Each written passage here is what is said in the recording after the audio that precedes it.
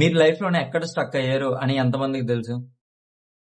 Luck and talent లేకపోవడం వల్ల కాదు, భయం వల్ల.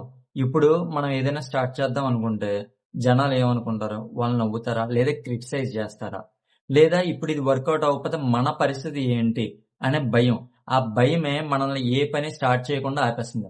నమస్తే, welcome back to our page mind set with Harsha. మనం ఈరోజు మాట్లాడుకునే టాపిక్ సింపుల్ టాపిక్ అయితే కాదు, మనందరి లైఫ్ చేంజ్ చేసే టాపిక్. ఈ టాపిక్ లోని భయాన్ని ఎలా గెలవాలి అండ్ రిస్క్ తీసుకోకపోతే మన లైఫ్ ఎలా ఉంటది అనే టాపిక్ గురించి మనం మాట్లాడుకుందాం. ఫుల్ వీడియో చూడండి అండ్ లైక్ అండ్ సబ్స్క్రైబ్ చేయడం మాత్రం మర్చిపోకండి. మనందరం కూడాను ఒప్పుకోవాల్సిన నిజం ఒకటి ఉన్నది. అదేంటంటే భయం.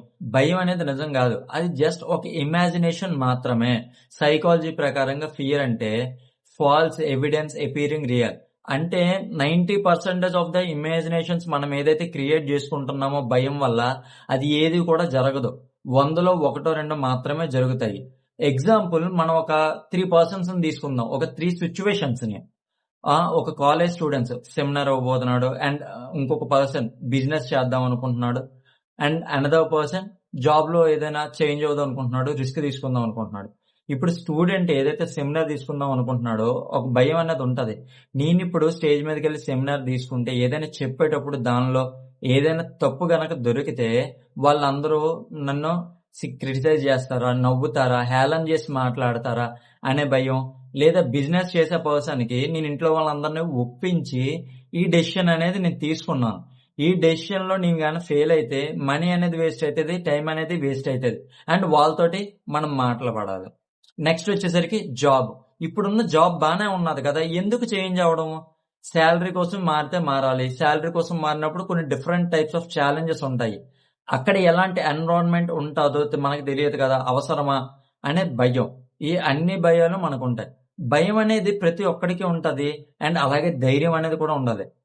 భయం వేసేటప్పుడు కొంచెం మనం ధైర్యం తెచ్చుకొని మనం ఎప్పుడైతే ముందడుగేస్తామో అప్పుడే మనకు సక్సెస్ అనేది వస్తుంది.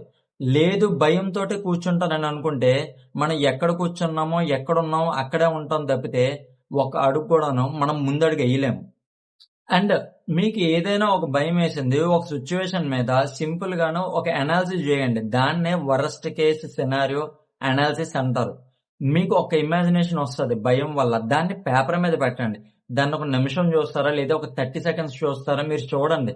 దాన్ని బట్టి మీకు నెగిటివ్ ఏమనిపిస్తుందో చూడండి. దానివల్ల పెద్దగా డిస్ట్రాక్ట్ అయ్యేది ఏమున్నది? టైం పోతుంది, మనీ పోతుందో, 10 మంది మనల్ని ఏమైనా అంటారా? ఇవన్నీ పర్లేదు, ఇవన్నీ మనం తట్టుకొని మళ్ళీ మనం కంబ్యాక్ ఇవ్వగలుగుతాం.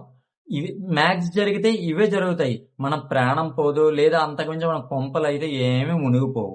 ఇది ఒక్కటి మాత్రమే జరుగుతుంది. ఇవన్నీ మనం రిస్క్ తీసుకొని చేసుకున్నామా లైఫ్ లో మనం సక్సెస్ అవుతాం, లేదా లైఫ్ లాంగ్ రిగ్రెట్ తో బతకాలి. మనం ఏదైతే వర్స్ట్ కేస్ సినారియోని ఎప్పుడైతే మనం యాక్సెప్ట్ చేస్తామో మన డెసిషన్స్ అనేది ఈజీ అవుతాయి, మన థాట్స్ అనేది కొంచెం స్మూత్ అవుతాయి. లేదు మనం యాక్సెప్ట్ చేయకపోతే ఆ బర్డెన్ అనేది మన బ్రెయిన్ లో ఉండిపోయి మనం అక్కడే స్ట్రక్ అయిపోతాము అండ్ మనకు అలాగా థింకింగ్ ఎక్కువైపోయి ఓవర్ థింకింగ్ పెరిగిపోయి మన లైఫ్ లోనే చాలా ఇబ్బంది పడాల్సిన పరిస్థితి వస్తుంది. నిజానికి మనం ఎవరు కూడాను ఫెయిల్యూర్ కి భయపడకూడదు. ఎందుకంటే ఫెయిల్యూర్ అనేది మనకి జీవితంలోనే ప్రతి ఒక్కటి కూడా నేర్పిస్తుంది. మనం ఎక్కడ మిస్ అయ్యాం, ఎక్కడ ల్యాగ్ అయ్యాం ఏంటో మనకి తెలుసుకునేలా చేసి నెక్స్ట్ టైం అది రెక్టిఫై చేసుకుని మన గెలవడానికి హెల్ప్ చేస్తుంది.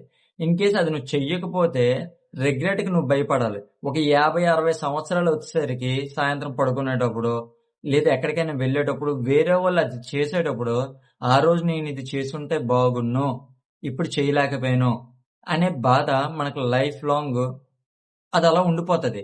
అండ్ మెయిన్ గా మీరు ఎంచుకోవాల్సింది పెయిన్. బాధని మీరు ఎంచుకోండి, పెయిన్ ని. ఎందుకంటే ఈ రోజు నీకు పెయిన్ ఉంటది, రేపు ఉంటది, లేదా ఒక సంవత్సరం 2 సంవత్సరాలు ఉంటది. ఆ తర్వాత నీకు హ్యాపీయెస్ట్ లైఫ్ దొరుకుతుంది. ఇన్ కేస్ నీకు ఇప్పుడు పెయిన్ వద్దని అనుకుంటావా, నీకు లైఫ్ లోనే హ్యాపీనెస్ లైఫ్ అనేది ఉండదు. ఈ రోజు నీకు హ్యాపీగా ఉంటది కానీ దాని తర్వాత నీకు చాలా ఇబ్బంది అనేది పడతావు. మన లైఫ్ లో ప్రతి ఒక్కరికి కూడా బిగ్గెస్ట్ ఎనిమీ ఏంటంటే మనం ఏం చేయగలుగుతాము, మన హ్యాపీనెస్ ఏంటి, మనం ఏం చేయగలుగుతాము అని తెలుసుకోలేకపోవడం. కొంతమంది తెలుసుకున్నా గానీ దాన్ని ఇంప్లిమెంట్ చేసి చేయలేకపోవడం. ప్రతి ఒక్కరికి కూడా ఇదే ఒక బిగ్గెస్ట్ ఎనిమీ అవుతుంది నాకు తెలిసినంత వరకు కూడాను. అండ్ అలాగే అలాంటి భయం మీకు ఏమున్నది, దాన్ని మీరు కామెంట్ బాక్స్ లో షేర్ చేయండి. దాన్ని ఈ రోజే మీరు గెలవండి. దాన్ని ఓవర్‌కమ్ చెయ్యండి.